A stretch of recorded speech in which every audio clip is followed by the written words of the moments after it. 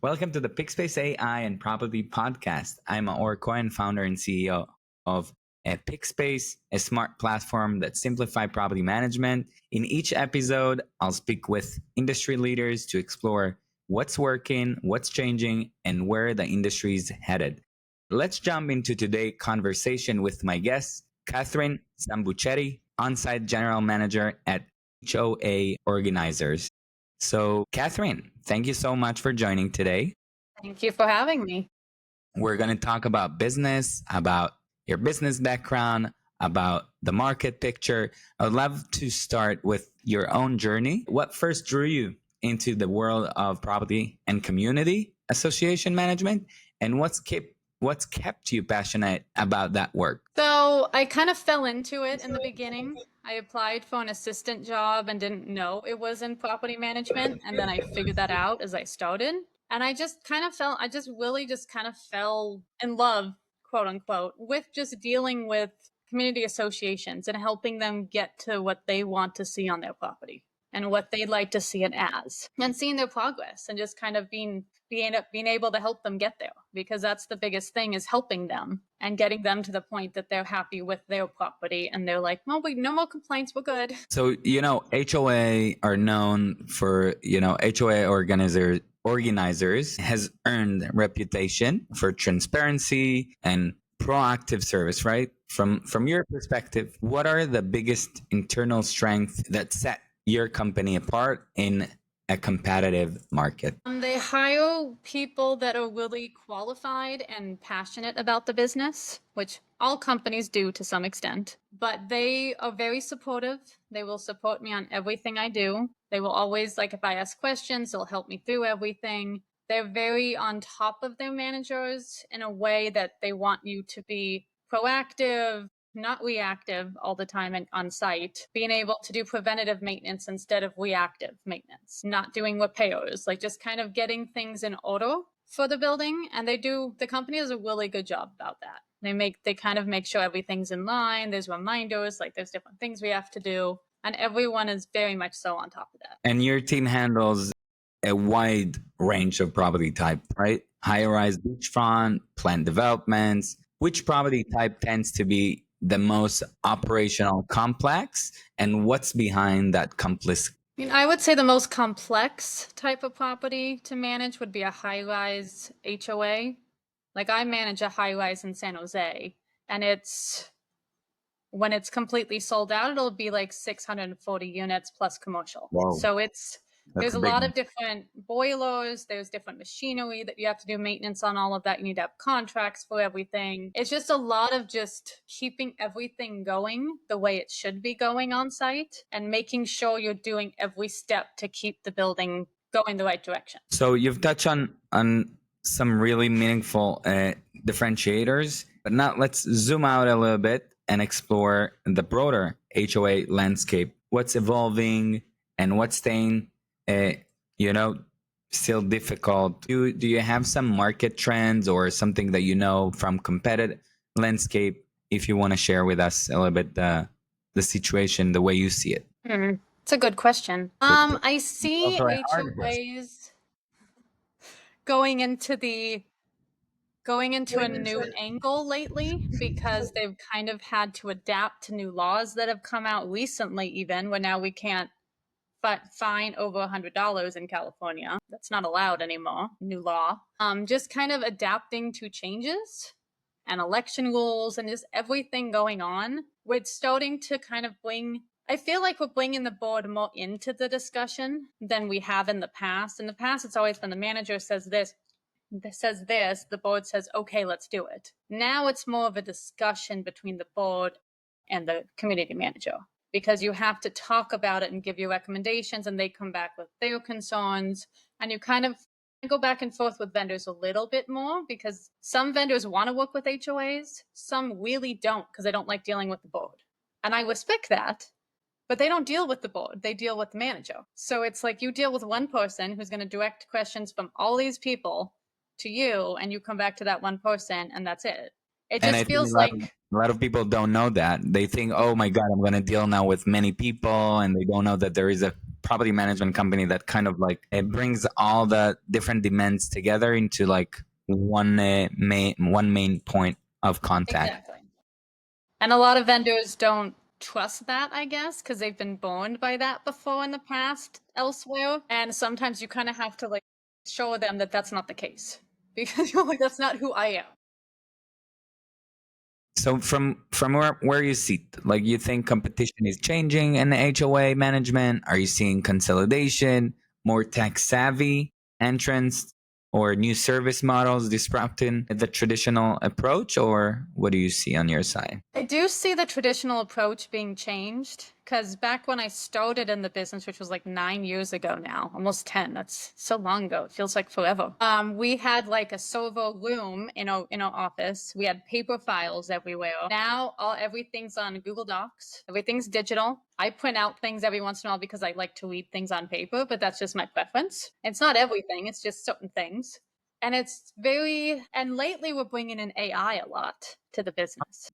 Interesting. And it's very helpful in a lot of ways. It will help you kind of do specific documents that you need to do. You could go to ChatGPT and be like, hey, I need to do this. And they'll give you an outline and you can just go and edit and make it more specific.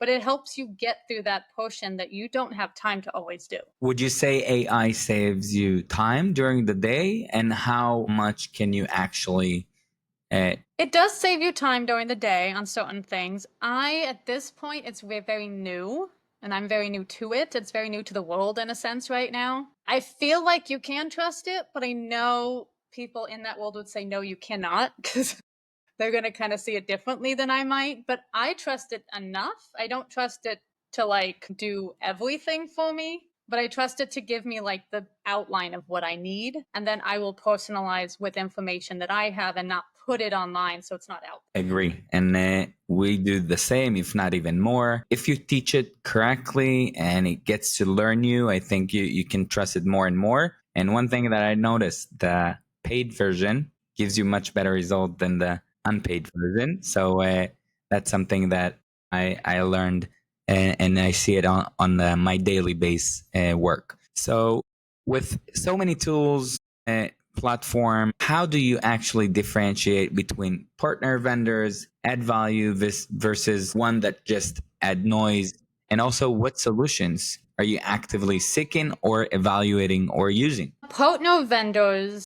I have a good relationship with all of my vendors. I've built it up for years. A lot of them are located in San Francisco and I'm now in San Jose, so I have to talk them into coming out here to me sometimes. But I've always felt that if you have a vendor who will help you through a project and walk you through every single step of it without kind of having an attitude about it, it's a good sign.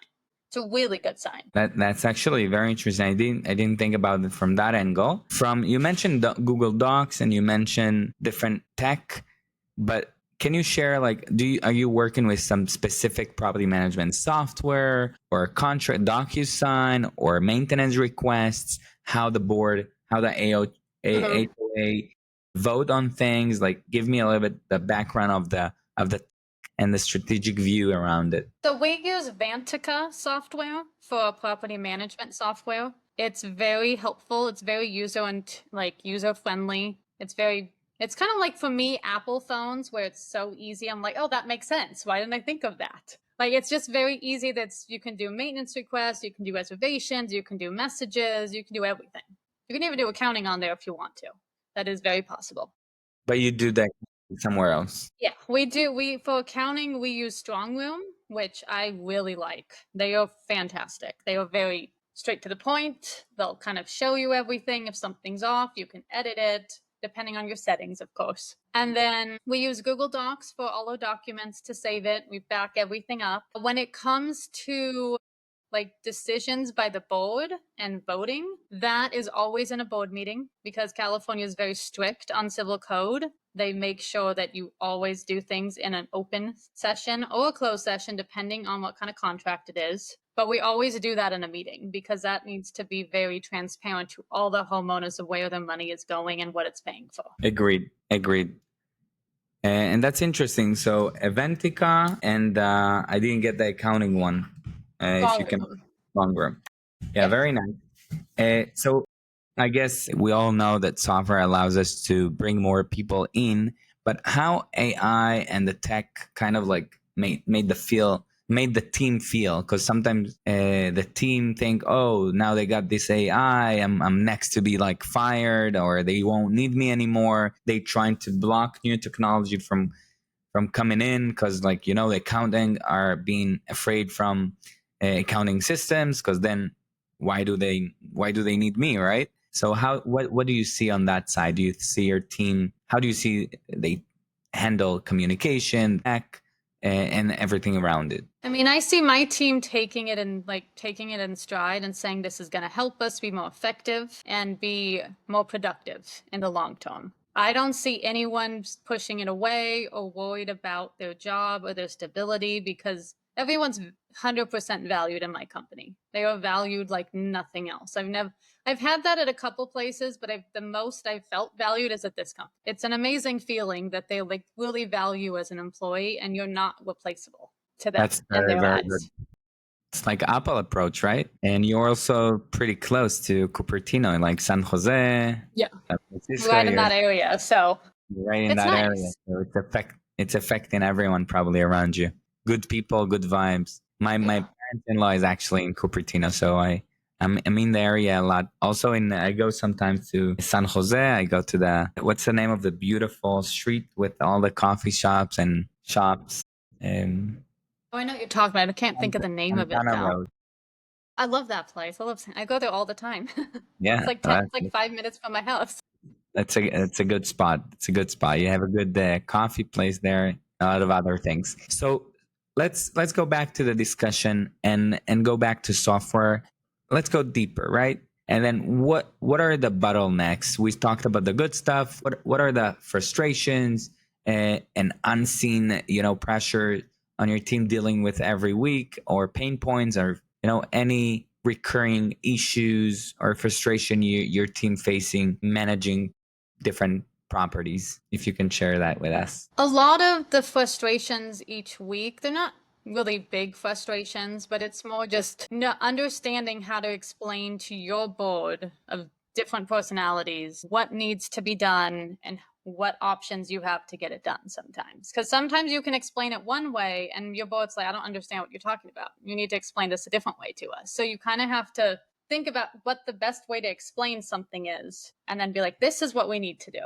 These are the recommendations I have. What would you like to do? And if you have any questions, let me know if this doesn't make sense, because you have to be very open and transparent, saying, hey, if you don't understand what I'm saying here, please tell me, because I want you to fully understand the situation we're in. I totally understand. So all good stuff. I don't hear a lot of frustrations and complaints, and I'm sure it's great. So it's good. So let's put that frustration and the issues aside, and let's go to tenant payment collection, right? Almost the most important thing. I don't think in HOA it's just such a big thing because it works differently. So if you can also explain to our listeners, but also share with us how payments work, collection, late payment fees, etc. So HOAs are a little different than rentals because they have a collection policy that is adopted by the association. It's a requirement for civil code in California to have one. I think all HOAs have to have one, actually, because you have to have like a policy to collect. So all the dues are due on the 1st and they're late after the 15th. So after the 15th, a late fee or interest fee, if you have a balance already growing, will be applied to your account. If you are, I think it's 60 days overdue and a specific amount based on your specific policy that you have, you can be sent to collections, which is a whole process where you get a notice of delinquent, and then you get a pre-lien, then you get a lien, and then it goes to foreclosure, and then they sell off the unit at an auction. I've never actually gone to the actual selling of the unit process. I've gotten close once before, to like a week before foreclosure. And that was nerve-wracking because it's terrifying to think that you are forcing someone out when that doesn't feel right to you. Like, it's the weirdest feeling, but it's business. So you have to kind of take that out and say, this is not my decision. I'm not making that decision. This is just the process. I This have is to the let it be. process. That's a hard one to kick someone out, but it's also a business in the end of the day, and people need to understand they have to pay rent, right? in order to live in that apartment. It's not a free housing, right? Yeah. Okay. And it also pays for all the maintenance of the building, the elevators, the pool, the landscaping, the garages, the garage doors. It pays for everything. So you need to make sure you can sustain maintenance of your building and all the projects going on and still have people understand that your money is going to all this. This is what you're paying for.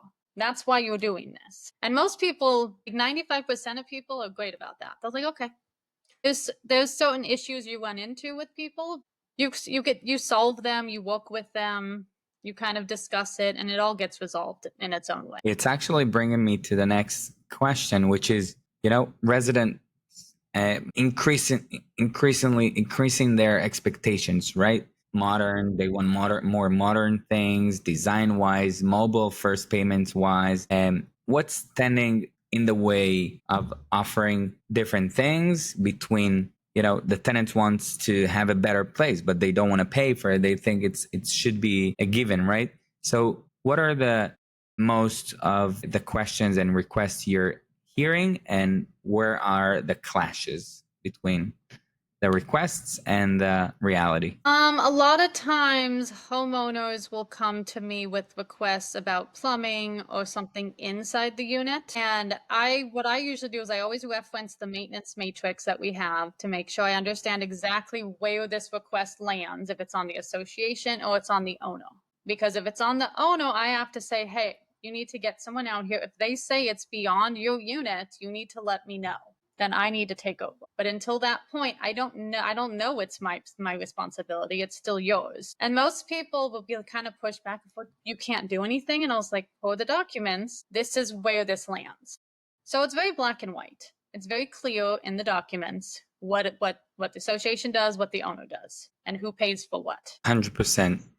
And let's move away from payments and tenants and talk a little bit about the initial communication with them. Contract, you need to sign them on their lease. Who's dealing with this within the homeowner association? Is it the owner that brings the renters, or is it the property management company? So the way rentals work in an HOA is the owner on title is the person I talk to. If they're leasing out their unit, they deal with their tenant. And their tenant has to report stuff to them. The owner has to report it to me. I mean, their tenant can talk to me, that's fine, but I will go back to the homeowner and be like, hey, this is what is going on. This is what I can do. And then they can report back at that point. But HOAs don't rent any units usually. We just sell them. So you're a title on record. You sign on to the CCNOs and all of that. That's something you've agreed to as soon as you buy that unit. That is your agreement. So people, like all the owners, all the different owners, they own their things. They don't rent them out or sublease them. I mean, they can rent them out. That's up to them. They can rent, but it's not through me. It's through them individually. Got it. So if they want to handle it, they handle it. You don't really have the subtenant on the lease, or he doesn't pay anything towards you. He deals with the owners themselves. And you deal with the owner about everything that related to the community and the house or any maintenance Common request. area mostly. Common area. Sometimes you'll deal with like HVAC issues because that tends to be connect to the rest of the building. Sometimes plumbing issues connect to the rest of the building depending on what it is. It really depends on kind of where it sits on that fine line of will the HOA do it or is the homeowner still responsible? Very nice. I think we learned a lot, and we're getting into closing. So Katharine, first, has been incredibly insightful. Before we wrap, I would love to hear if you could design the ideal operation system for HOA management from scratch. What features or capabilities would absolutely have to be there? And just this one for now. Absolutely have to be there. And if you have everything you needed and it's great, also share it with us. The ideal system for maintenance of a building to be like exactly what you want it to be and not have any kind of I want of anything would really be just great staff, have a good team behind you, which I do. Luckily, I'm very lucky about that. Very happy. And that just make sure you're using the software you have to the best to the best capability it can go. Like, use every aspect of it. Use it to be automatically going to one person if it's X, Y, or Z. And if it's A, B, or C, it goes to this person. Kind of set up rules in it, like you do in email, to kind of take emails elsewhere, to set up those rules so it automatically does it, and you don't have to go and be like, oh, let me send this to this person and spend time doing that. Very good. So automation will be key in any desirable system. Okay, this has been a great conversation. For those who want to learn more, if people want to connect with you, where would be the best place? The best place would be on LinkedIn. My name is very specific. It's not many people have it, so you find my LinkedIn very quickly. That's very good. So thank you for that. And thanks again for joining us for Pickspace AI Property Management Podcast. And thank you everyone for tuning in. If you found this insightful or helpful, follow us for more. And if you're ready to simplify property management, visit pickspace.com. See you next time.